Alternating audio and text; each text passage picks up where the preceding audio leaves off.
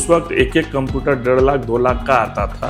Risk सभी को नजर आता था कि एक नया लड़का जो अभी अंडर ग्रेजुएट है। जब पहले कंप्यूटर आया था उस टाइम कंप्यूटर एक छूने के लिए, टच करने के लिए, कंप्यूटर रूम में जाने के लिए, और उसका बैक वॉल ब्लैक हो जाता था महीना 15 दिन के अंदर।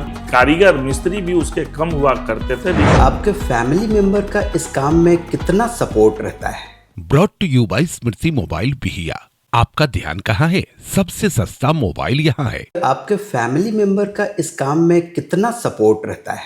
देखिए, जब मैंने कंप्यूटर एजुकेशन आरंभ किया था जी, तो पूरा परिवार हमारे साथ खड़ा था। नई टेक्नोलॉजी लेकर आ रहे हो, जरूर अच्छा होगा। जी, क्योंकि उस वक्त समाज और लोग जो प्रबुद्ध लोग थे, उन्हें यह भय था कि कंप्यूटर क्या आरा में तुम शिक्षा दोगे और पढ़ने और सीखने वाले लोग मिलेंगे। क्योंकि उस वक्त एक एक कंप्यूटर 1.5 लाख 2 लाख का आता था, जिसकी कैपेसिटी कुछ नहीं होती थी, बहुत कम कैपेसिटी के सिस्टम्स हुआ करते थे। और रिस्क सभी को नजर आता था कि एक नया लड़का जो अभी अंडर ग्रेजुएट है वो कंप्यूटर एजुकेशन लेके आ रहा है, कहीं ऐसा ना हो कि हताश हो जाए। जी, लेकिन उस वक्त मेरे पिताजी, मेरी माताजी, मेरे भाई बहन सभी ने हौसला अफजाई किया जी, कि नहीं, नई चीज लेकर और आ रहे हो तो जरूर ही अच्छा होगा। क्योंकि पायोनियर वही होता है जो किसी नई चीज को लॉन्च कर अपने क्षेत्र को तरक्की देता है। जी। तो मेरे साथ मेरा परिवार और मेरे हित मित्र सभी हमेशा साथ खड़े रहे, और आज मैं जिस मुकाम पर हूँ उसका भी कारण मेरा परिवार का मेरे साथ खड़ा रहना ही है।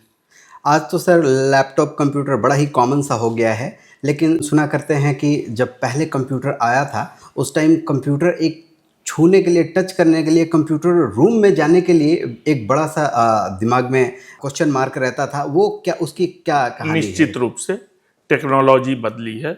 जब हमने कंप्यूटर सेंटर खोला था तो आप समझें कि 5 फीट लंबा और 2 फीट चौड़ा टेबल पे डेस्क, एक सिस्टम हुआ करता था। अच्छा, एक और डेस्क पे एक और उसका बैक वॉल ब्लैक हो जाता था महीना 15 दिन के अंदर, क्योंकि उससे इतना हीट जनरेट होता था। अच्छा। आपने सुना होगा कि शुरुआत में जब कंप्यूटर आया था तो बिना एसी के वो नहीं चलता था। जी। तो उसका यही रीजन है कि वो खुद हीट देता था, जनरेट करता था। हिट प्रोड्यूस करने का रीजन। इसलिए कंप्यूटर बिना एसी रूम के नहीं चलते थे। और जब हम एसी लगाते हैं तो हमें डस्ट फ्री इन्वायरमेंट की आवश्यकता होती है।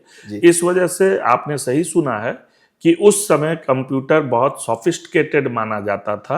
और चूंकि कारीगर मिस्त्री भी उसके कम हुआ करते थे रिपेयर मेंटेनेंस के लिए, इसलिए हम लोगों को उससे बचाना भी आवश्यक होता था कि एक बार खराब हो जाएगा तो कलकत्ता से ही कारीगर बुलाना पड़ता था, मैकेनिक बुलाना पड़ता था रिपेयरिंग के लिए। तो कलकत्ता से आप जो टेक्नीशियन को आरा में बुलाते थे तो उन लोगों का आने में थोड़ा सा डेफिनेट थोड़ा कॉस्टली भी था और टाइम टेकिंग भी था।